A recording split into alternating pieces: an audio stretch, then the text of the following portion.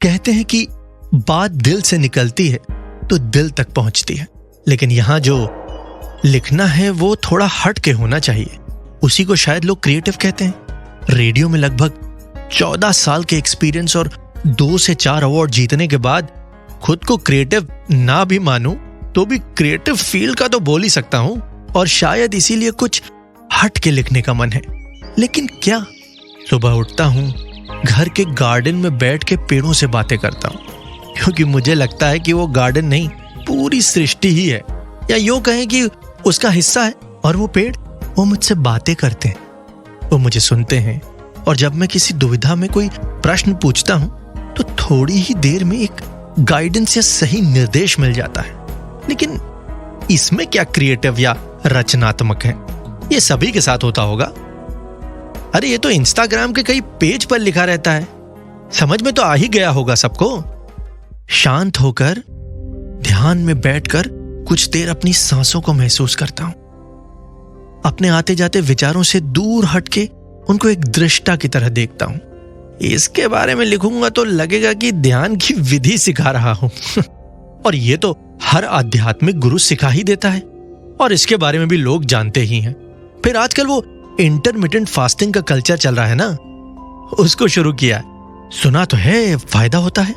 अभी 2 ही दिन हुए हैं वैसे, लेकिन थोड़ा हल्का सा महसूस भी होता है। अरे सच में, मेरी बीवी भी मजाक उड़ाती है, कहती है न जाने कौन से सुरखाब के पंख लगे हैं इनके कि एक दिन में सब महसूस होने लगता है। लेकिन मुझे जो लगा सो लगा भैया। अब इसके बारे में लिखने का मतलब है कि बेकार का ज्ञान बांटना, तो इसको भी छोड़ो। ऑफिस जाता हूं, रास्ते में भीड़, ट्रैफिक, निराशावादी लोग जो प्लास्टिक और लोहे से बनी गाड़ी के लड़ जाने पे एक दूसरे को मारने उतर जाते हैं, उनके बारे में क्या ही लिखूं। और गलती हमेशा बड़ी गाड़ी की होती है, ये एक अनकहा सा फैसला है। अब इसका मतलब ये नहीं कि मैं कार से जाता हूं, बाइक से ही जाता हूं। कल आते समय न जाने क्यों पीछे चलती कार में बैठे कुछ लड़कों ने गाली बक दी। मन में आया कि खैर छोड़ो, वो तादाद में ज्यादा थे। अब इन सब के बारे में बताने लगा तो लगेगा कि सोशियोलॉजी और एंथ्रोपोलॉजी के बारे में इंटरनेट से जानकारी ली है।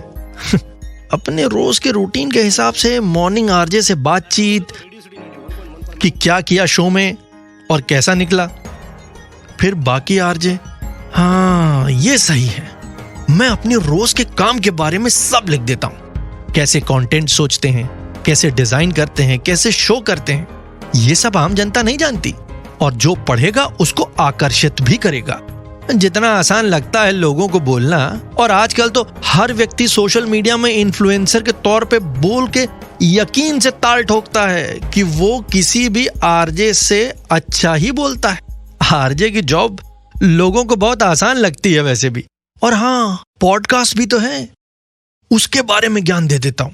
यूट्यूब पे हाउ टू कैटेगरी सबसे हिट है कहते हैं, मतलब मिलियन व्यू भाई साहब। How to make a career in radio या हाउ टू मेक पॉडकास्ट, ये सब तो मेरे बाएं हाथ का खेल है। लेकिन एक मिनट, इन सब के बारे में भी सबको पता ही है, इसका भी ज्ञान उपलब्ध है। एक काम करता हूं, कहानियां आजकल कितनी ही हैं, रेडियो पर भी चलती हैं, उन्हीं में से एक कहानी को उठाकर चेप दूं क्या? ये मेरा दिल गंवारा नहीं करेगा। हम मिडिल क्लास के लोग बस ईमानदारी का ही ढिंडोरा पीट के ही जीते हैं, वरना महाभारत और रामायण जो पहले देखी और अभी कोविड लॉकडाउन में रिपीट हुई, उसका असर खत्म नहीं हो जाएगा, तो ये भी रहने ही देते हैं। सोचकर लिखना कठिन है, लिख कर सोचना आसान। इतना लिखने के बाद समझ आ रहा है कि इंटरनेट के इस दौर में इतना उधार का ज्ञान है कि सोचने और समझने में जीवन की वास्तविकता को महसूस नहीं करते। शायद हम उस दौर में हैं जहां ज्ञान है, शब्द है, न जाने कैसे सबके पास वक्त भी है, लेकिन इन सब से खुद का जुड़ाव नहीं। हम दूसरों की जिंदगी जी रहे हैं, पढ़ी लिखी हुई, और उसको एक दूसरे को फॉरवर्ड करके खुश हो जाते हैं। गलत कुछ भी नहीं, ज्ञान है और सबकी आवश्यकता भी है। पढ़ा सब है, पता भी सब है, सुनी है एक एक बात, लेकिन जिया नहीं, बात दिल की है, दिल तक पहुंचनी चाहिए।